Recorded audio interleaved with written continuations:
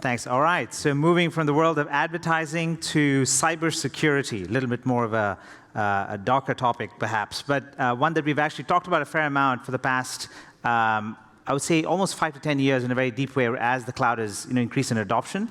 If you remember from the earlier comments, it is one of the challenges that our customers come to us for. And I think Rackspace is very uniquely positioned to solve these problems.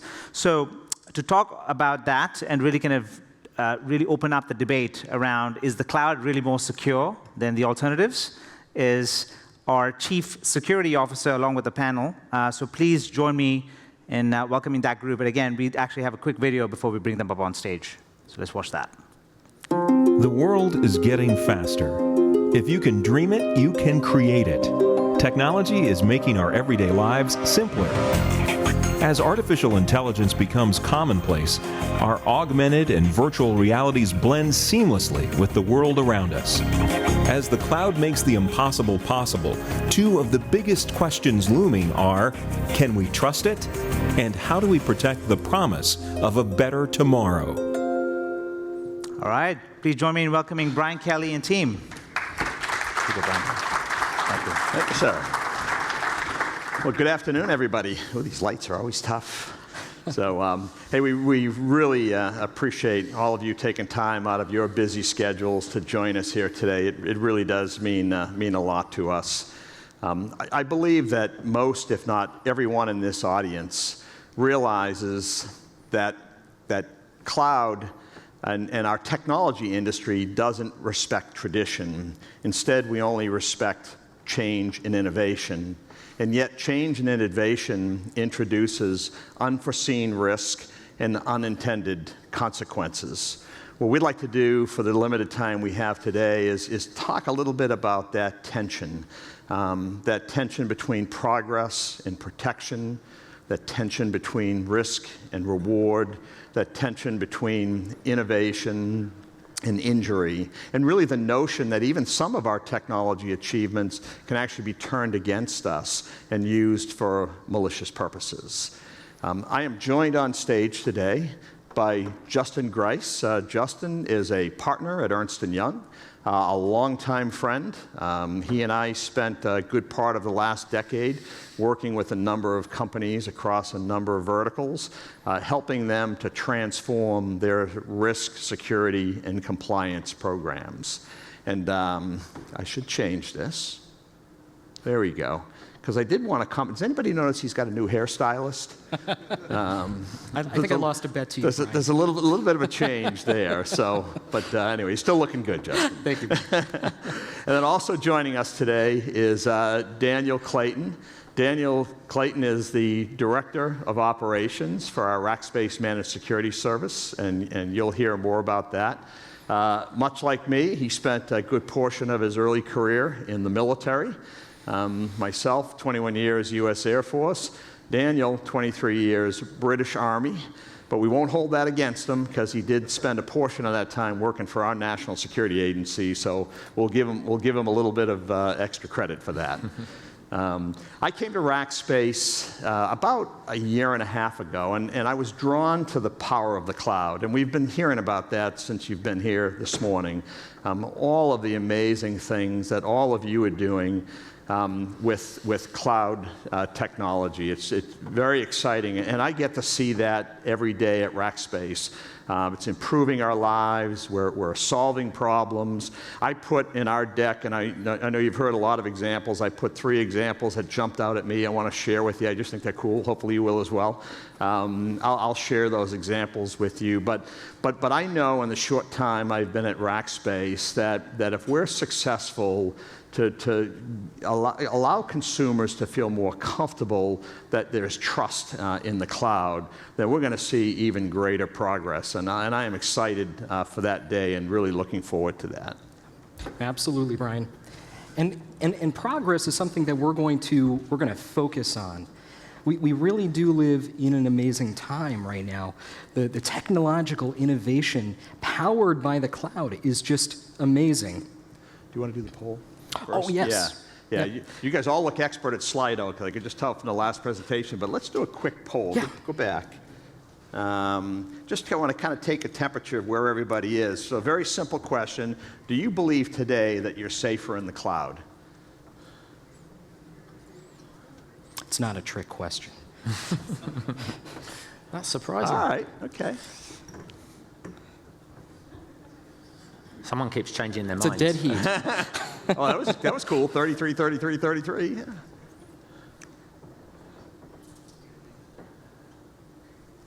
All right, well, majority at some times. And I think that speaks to the fact that there's a lot of uncertainty today in the cloud. And as cloud security professionals, it's our duty to really help you understand and bridge that uncertainty. Let's do one more polling question, and then we'll go over to Justin.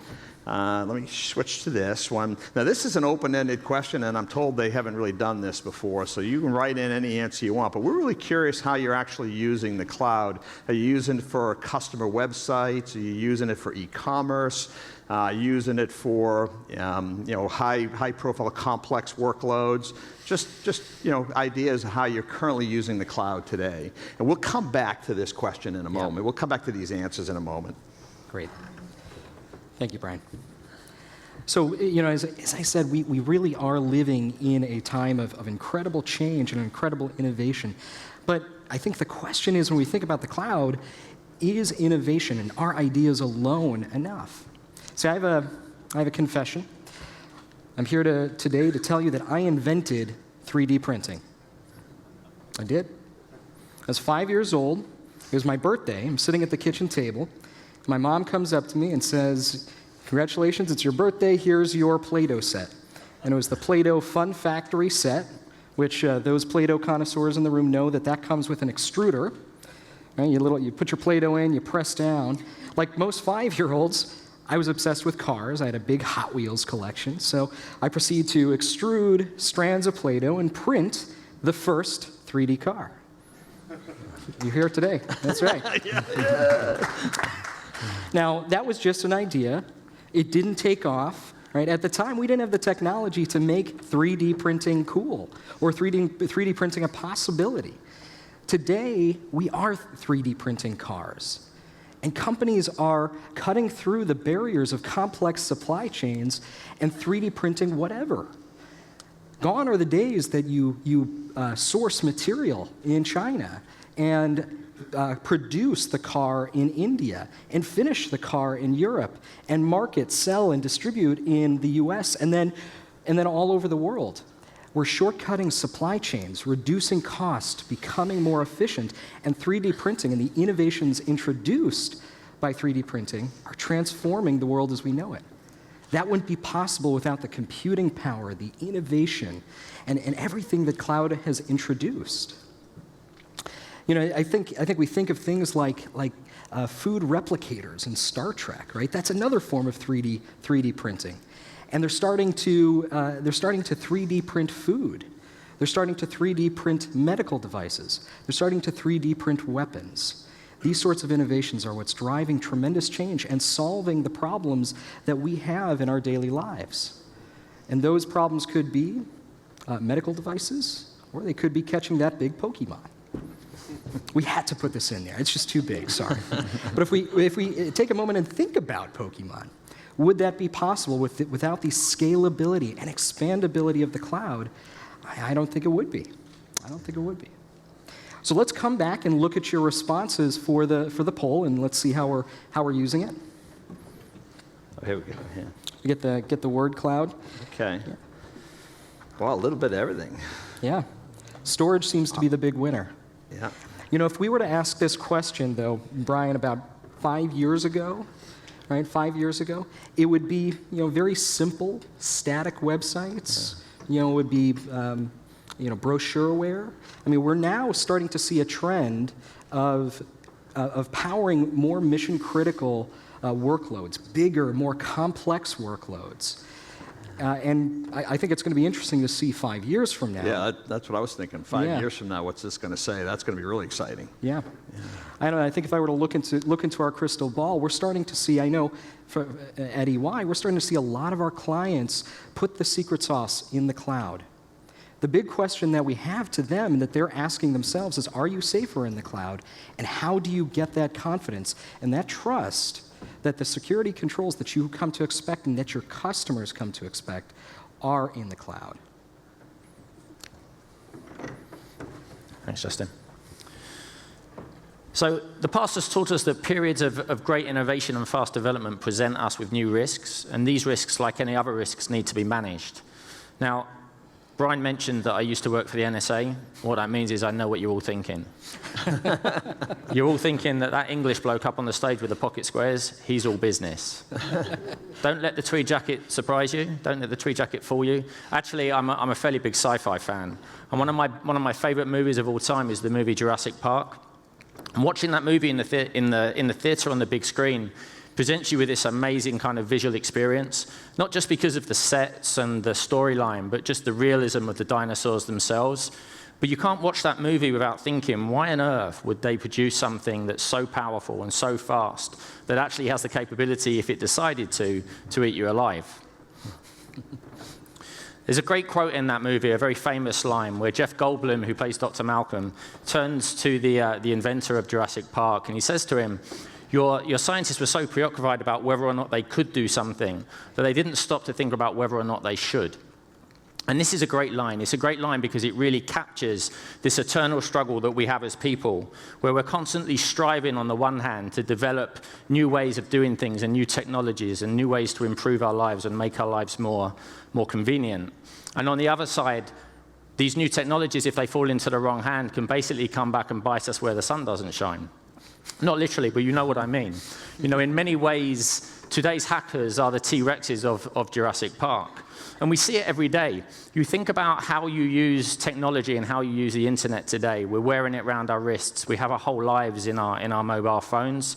10 years ago, you probably sent a few emails and you watched the news, or maybe you read some news on the internet.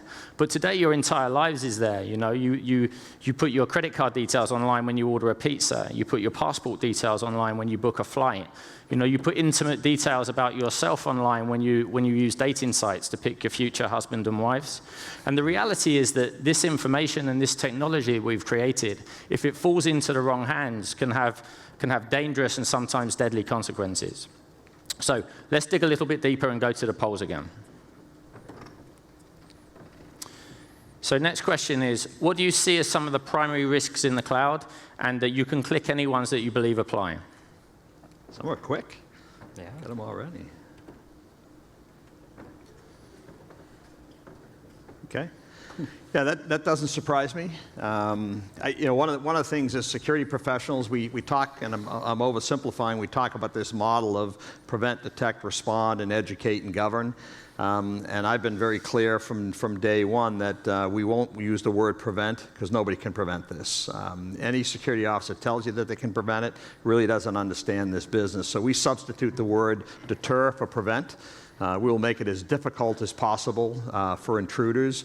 But what this means is you've got to be as good as you can be on your ability to detect and respond to attacks. Yeah. What I think is interesting about where the poll responses are coming in is, am I compliant? We'll talk about the notion of security versus compliance, but it's clear that what's on your mind, about nearly 70%, is, will my data be hacked? And actually, who do I call when things go wrong is important as well, because you know, as a former investigator, I've seen many investigations that went south very quickly because you weren't called right away. Oftentimes, as an investigator, we're coming in 2-3 days, sometimes a week or two after the fact, and they've stepped all over the crime scene, and it's been a mess. So I think that's a very insightful question. When you do have some kind of anomalous activity, who can you call right away so you can manage that event from that first moment forward? And it speaks to the experience of a lot of our customers, because most of the MSPs out there, you pay them to deploy tooling in your environment, and then they watch. But when they see something happen, what they do is they throw an alert at you. You know, they pick up the phone and phone you up and say, hey, we saw something going on in your environment. That's bad. You should do something about that. And then it leaves the customer with that same problem. Like, what next? Who do I call now? Yeah, good point. It's a good point. So I told you I was going to give you 3 examples. I'll go through these quickly because we've been talking about the power of cloud pretty much all day, but these 3 really jumped out at me. So this is CERN, the nuclear research facilities in Europe. They support 11,000 scientists in 40 different countries. Their mission is to really unlock the secrets of the universe. They're doing some amazing research. What you're looking at here, and I know it's very difficult to tell, you're looking at banks of 100 megapixels cameras. So they restarted the Hadron Collider, I think like 1.5 to 2 years ago. And so these cameras are actually capturing those nuclear interactions. You're looking at about 40 million images per second, or basically 1 petabyte of data per second. I mean, none of this could have been possible if it's not for the power of the cloud. A little bit closer to home, I thought this one was kind of fun, digital film tree. You think back to the days where film crews are shipping tapes or cartridges back from the film location, back for post-production. So digital film tree does the full post-production. They support Warner Brothers, Fox, Disney, ABC, a number of other studios. You take one episode of, say, NCIS, one episode they film for 8 straight days. They about 20 to 40 terabytes of data per day for 8 straight days to create one 30-minute segment for those movies. And of course, they're filming NCIS, they're filming Modern Family. So there's a lot of data that's moving back and forth. And this post-produced data is then made available back to the film crews on site so they can decide whether they're going to retake a shot or not. Just pretty impressive from where we were just 5 to 10 years ago.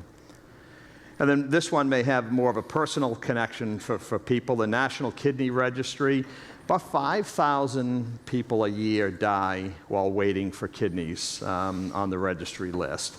And their mission is to solve that problem. And they've done it through this partnering program where they create these pools of donors. And they have made a significant improvement in getting donors to patients very quickly. Now, the sad part of the story is there's still 90,000 on the list today.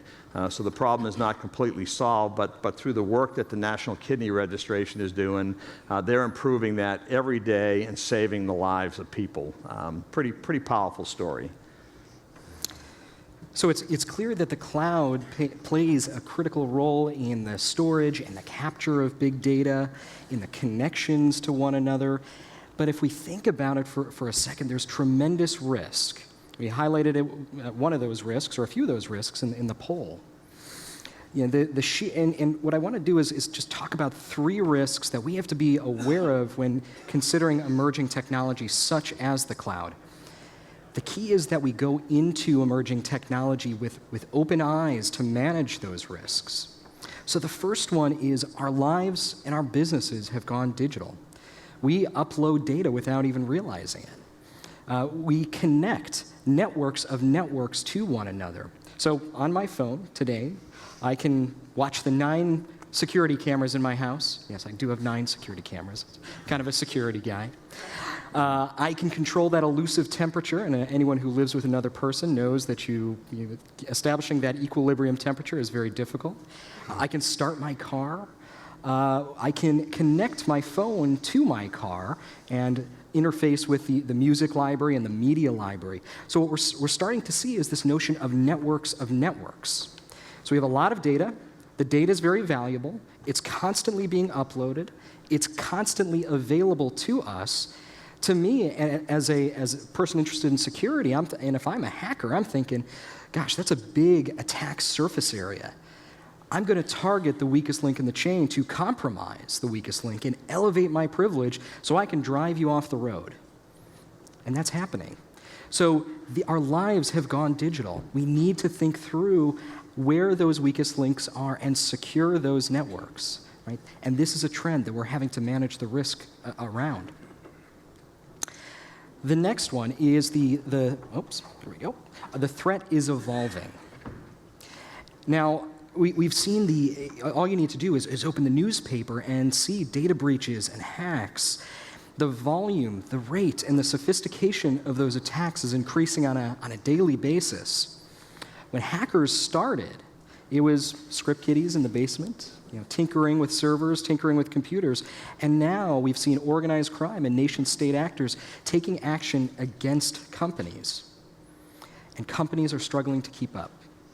And if you think about how an average company, most companies that I do a lot of work for, put their budgets together, they do it at a departmental level, right? And you create your strategy, you create your roadmap, you put your initiatives aligned to that roadmap, and you submit it up to the executive committee for approval. They draw a line, a funding line, and then the things that fall above the line get funded, the things that fall below the line don't get funded. Security is a line item on that corporate roadmap, and so many of the security initiatives don't get funding in favor of customer-facing initiatives. I can promise you that the nation-state actors and the hackers don't draw that line. They go well below that line to understand what doesn't get funded, and that becomes the weakest link in the chain. And so we see it every day. We saw it in the political space that we're in. Compromising of servers, of the various political parties. We don't know who's behind it. We don't know their intentions, but we know that they have an intention to do something that we don't want. Right? So we've seen the threat evolve, and it continues to evolve. Finally, expertise is scarce. The question is, even if we wanted to hire a cybersecurity department the appropriate size, could we? And the answer is, it's challenging. There are not enough cybersecurity professionals to fill the need. Right now, and we were talking about it before we came on, there's about 200,000 jobs, cybersecurity jobs, that have gone unfilled. The need for certified cybersecurity experts is unbelievable.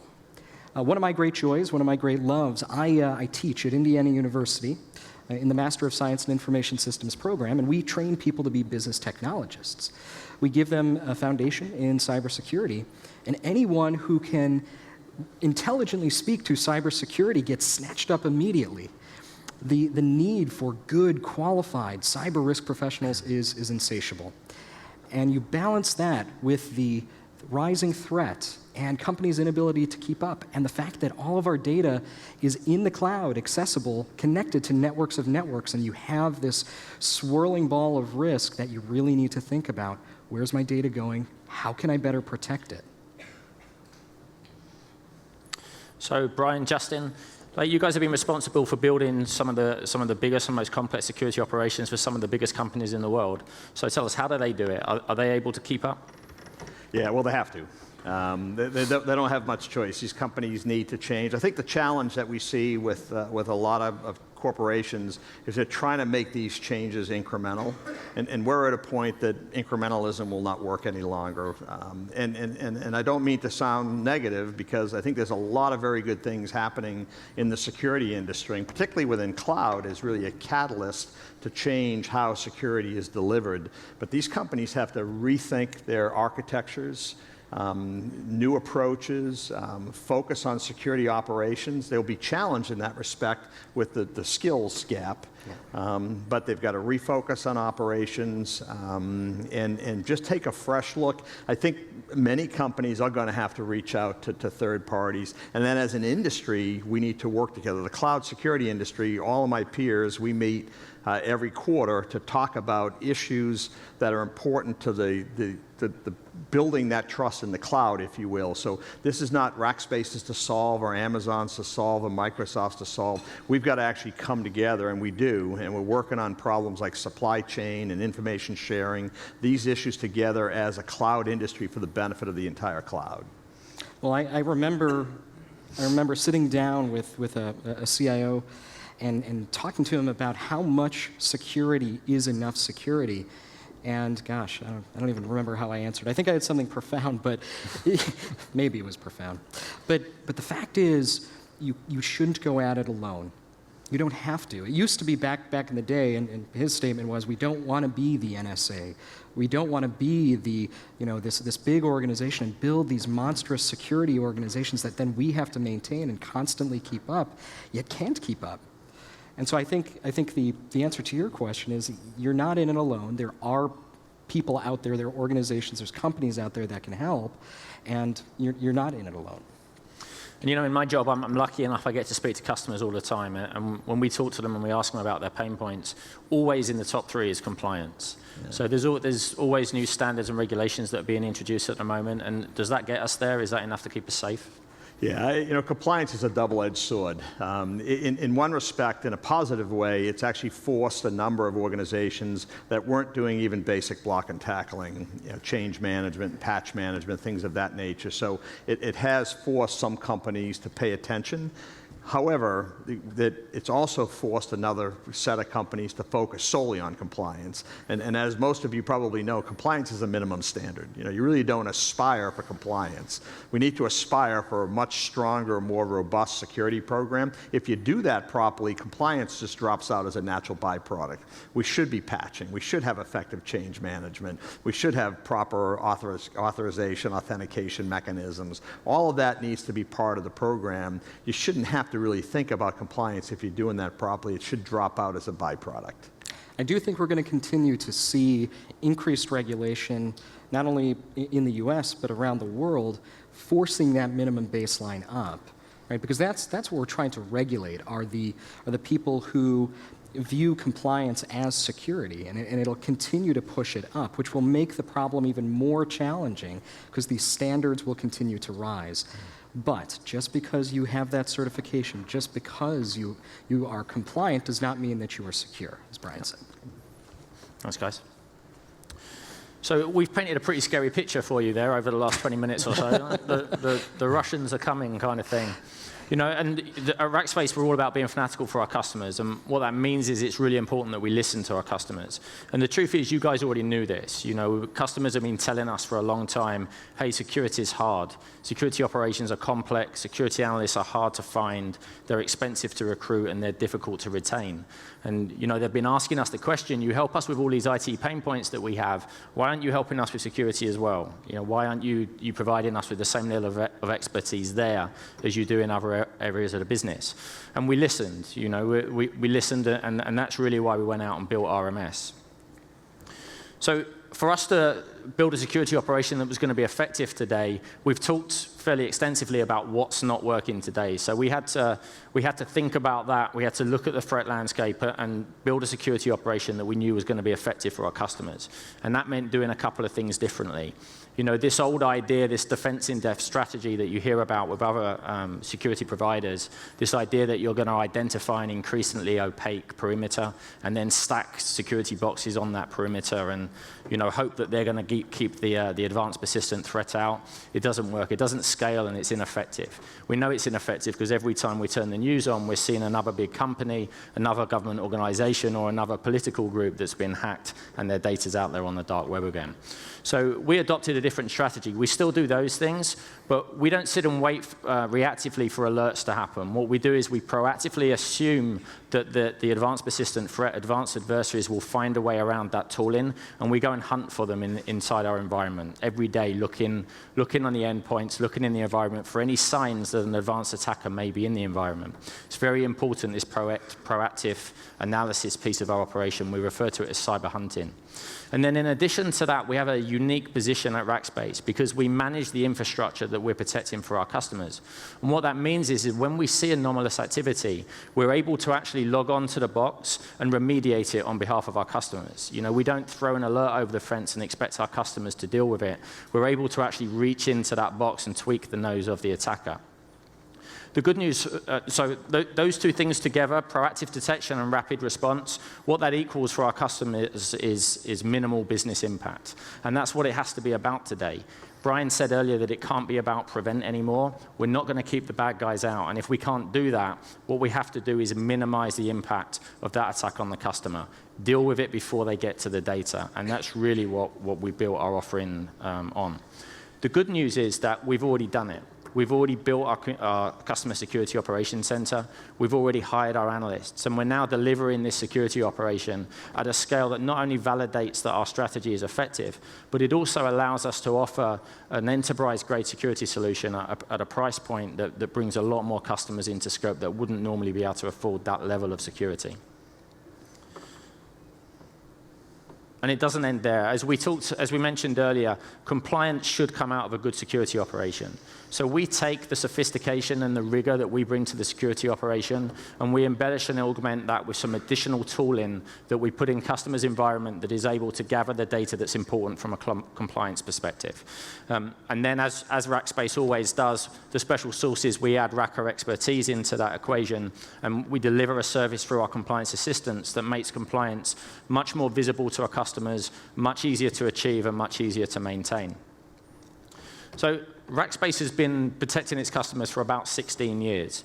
You know, we've had our own internal security operations center since 2009. We've got 300,000 customers global, and up until now, we've been protecting them with no material impact to our customers. Knock on wood. The point is, at the moment, up until we created Rackspace Managed Security, our customers were benefiting from that level of experience indirectly. But Rackspace Managed Security gives us the ability to directly support our customers with the expertise and the security operation that we've been delivering for a long time. So just finally, I mean, sometimes security people sound like Debbie Downers. I'm actually very optimistic. Again, in the short time I've been in the cloud, not only what's happening in the cloud is exciting, but I'm seeing a lot of change in the security. I do believe that the cloud is a catalyst for allowing us to rethink the way we deliver security. We're moving away from traditional client-server hierarchical architectures, moving back to distributed models, things like software-defined networking, microservices, containerization. All of these have components that allow us to bring new solutions more up the stack, closer to the user. We're very excited about these opportunities. We're going to get past this. I'm very comfortable, and I truly believe that we're not far away from the day that cloud is going to, or security is going to be the reason that customers are coming to the cloud. Today, the stats might tell us otherwise. It's inhibiting cloud adoption, but honestly, I think we're just a short time away from when you're going to come to the cloud to get security compliance. There's a breakout session later on to go deeper with Rackspace Managed Security. If you're interested, we're around the whole time if we want to talk a little bit more about security. So we really appreciate your attention this afternoon. Thank you. And we'll leave you with a video. Yeah. Do I have to turn it on?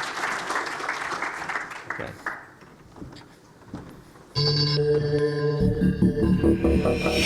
Cybersecurity is a big deal today. We understand it's not a technical matter, but a business matter. At Rackspace, we've seen a significant change in the types of threats seen by our customers. Gone are the days of advanced attacks only being targeted at our largest customers. Today, all customers see increasingly sophisticated attacks as well as an increasing tempo on more traditional attacks. Business leaders must ask themselves 3 questions. First, do we accurately understand what assets and processes are most important to our business? Second, do we have the agile and ready people, process, and capabilities to respond to attack when, not if it happens, to prevent material damage to our business? And finally, if the answers to these first 2 questions is yes, then you have to ask yourself, how do we know? With cybersecurity, there are no easy buttons. Your organizations must take a business risk point of view, must prioritize its activities, and then work through those activities practically and methodically. The changing threat landscape is only one reason that our customers are more focused on their security posture. Increasing compliance requirements, both traditional and those leveraged as part of the supply chain process, and the media coverage of breaches over the last 24 months have assured visibility by company leadership, including the C-level and the board. Rackspace is the #1 managed cloud company. Our culture of fanatical support has always been intensely focused on helping our customers successfully meet their business goals. We're taking this experience even further with our Rackspace Managed Security. Managed Security is built on top of best-of-breed security tooling, which is deployed, monitored, and maintained by our 24/7, 365 Security Operations Center, all wrapped in Rackspace's traditional fanatical support. This is the heart of Rackspace Managed Security, our Customer Security Operations Center, the CSOC. Our goal is to employ the industry's best tools paired with the most experienced cyber experts. Our analysts come to us with deep expertise from the security industry, US military, and government. This expertise enables them to go beyond detect and respond and proactively seek out threats in your environment. By focusing on our curated set of tooling, we are able to bring the cost of service down to allow our mid-market and enterprise customers to enjoy the Fortune 100 level security at a fraction of the cost. Most importantly, we leverage our scale to offer managed security at a price point that is less expensive than our competitors or a DIY solution. Everything comes together in the CSOC to deliver a security operation tailored to your business need. Security in the cloud is changing. Rackspace Managed Security helps protect you against evolving threats. So you can focus on what matters most, running your business.